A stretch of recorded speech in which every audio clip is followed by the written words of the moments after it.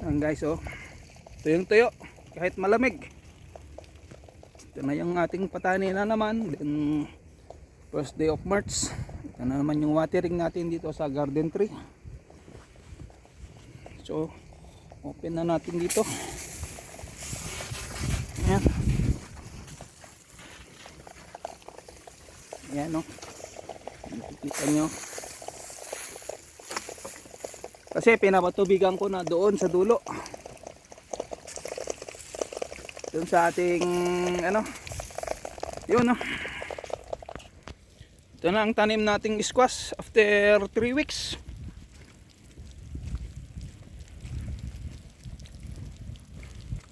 Ayan, 3 weeks na siyang naitanim. Ayan siya.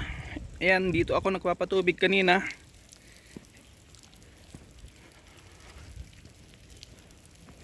Yan ang itsura. Meron okay, meron hindi. Ayan, meron yung mga buhay. Ayan, oh.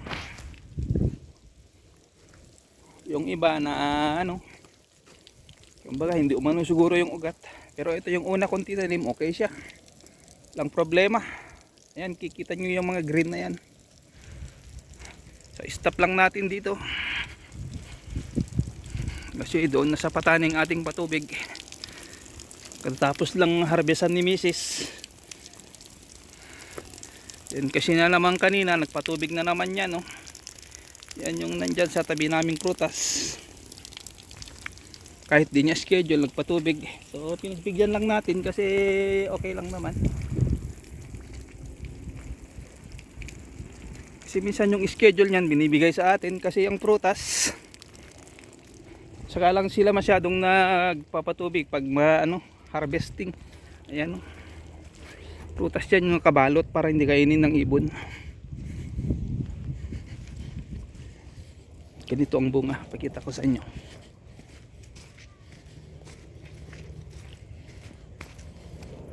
Kikita nyo, binabalot kasi para hindi kainin ng ibon.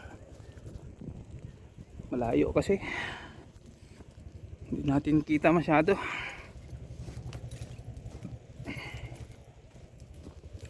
Ayan, mga green pa siya. Kabalot kasi hindi natin pwedeng pakialaman na buksan, malayo naman tayo. Yung kita nyo, ayan, oh. Ang ganda na.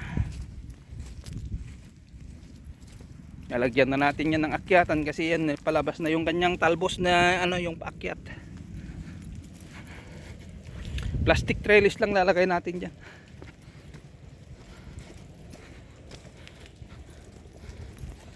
Ayan. So puro watering muna tayo kasi katapos ko lang mag-araro. So doon tayo sa may patani. At ito yung sigarilyas, owing bean. Ayan, kukunin natin yan, pipitasin natin, pinapatuyo lang natin ng husto. Tinatapos lang natin yung sa garden, yung full preparation ng garden to, saka yung sa garden 4 para mataniman na kasi nandyan na yung mga seedlings. So lipat na natin dito sa banda rito. Okay na yung patubig na yan. Yan kasi malamig naman. Kaya lang din niya pa rin ng tubig kasi yan, oh. Ito nyo yung lupa, ang bilis matuyo. Kasi twice a week ang harvest nito, twice a week din ang patubig. Kasi nag-harvest siya kahapon.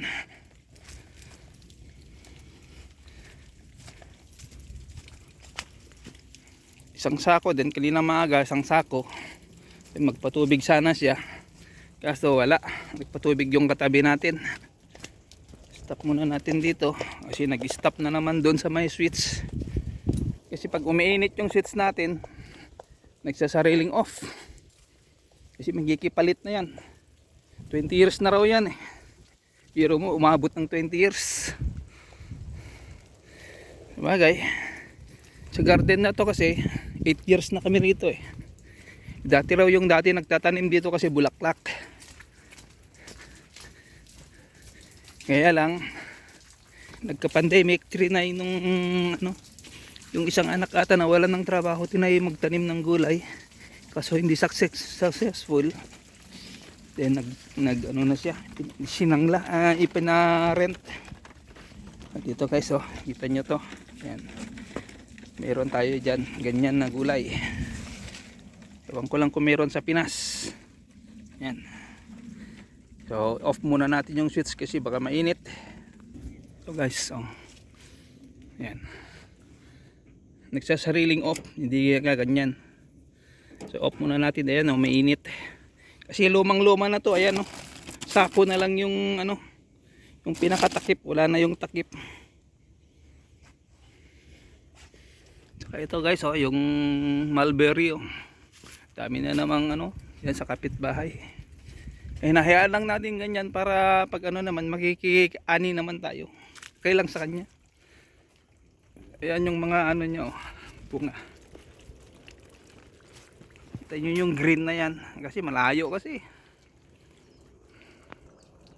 Ganyan ang bunga, ganyan. Pag hinog na yan, dilaw.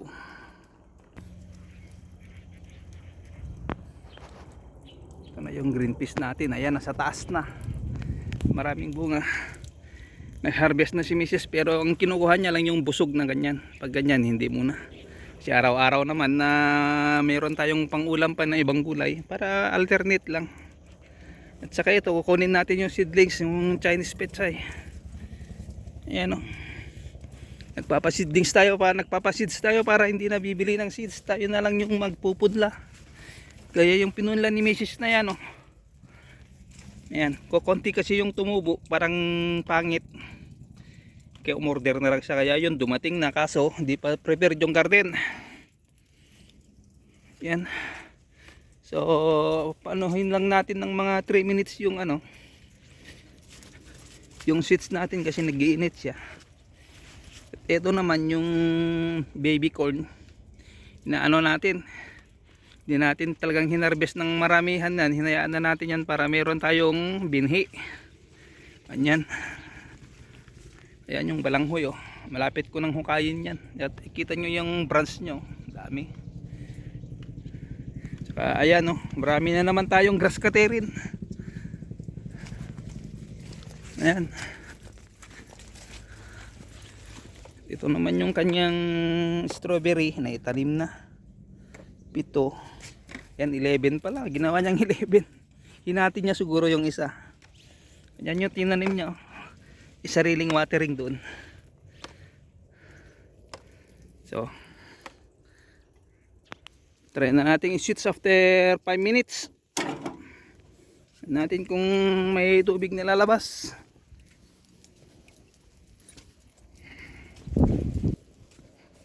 Kasi pag yung prutas ang nagpatubig, matagal. Kaya siguro konti lang yung tubig nun, namamatay ang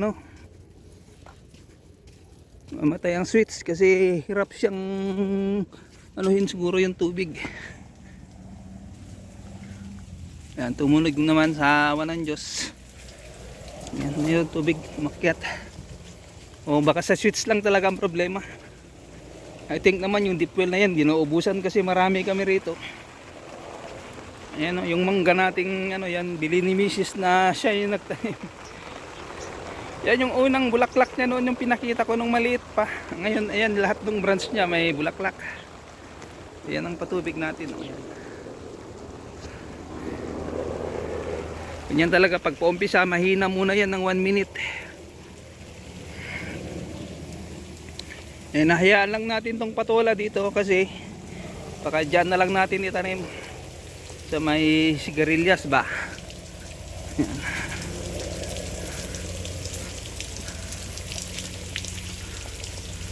Okay naman ang tubig, diba? So sa na to ulit ang harvest nito, Tuesday saka minsan Tuesday Friday o kaya Tuesday Saturday. 2 times lang ginagawa niya muna kasi naghihintay talaga ng presyo. Sa awa naman ng Diyos, bumalik na naman sa 80. So hindi siya kontento, parang hinihintay niya na maging 100 para kung makasakali araw-arawin niya na naman. Mga pinipili niya lang yung nakikita niyang malalaki, kaya kung napapansin niyo, ayan marami nang yung magulang. Kasi hindi naman lahat kita mo kaagad. Kumbaga naghintay lang ng presyo. Saka nagpapahinga kasi nagpapagaling pa yon si Mrs. Kasi tumaas yung dugo ng Chinese New Year sa pagkain, siyempre, hindi maiwasan. So hanggang sa muli po. Hanggang dito na lang yung ating video. Thank you so much. God bless everyone.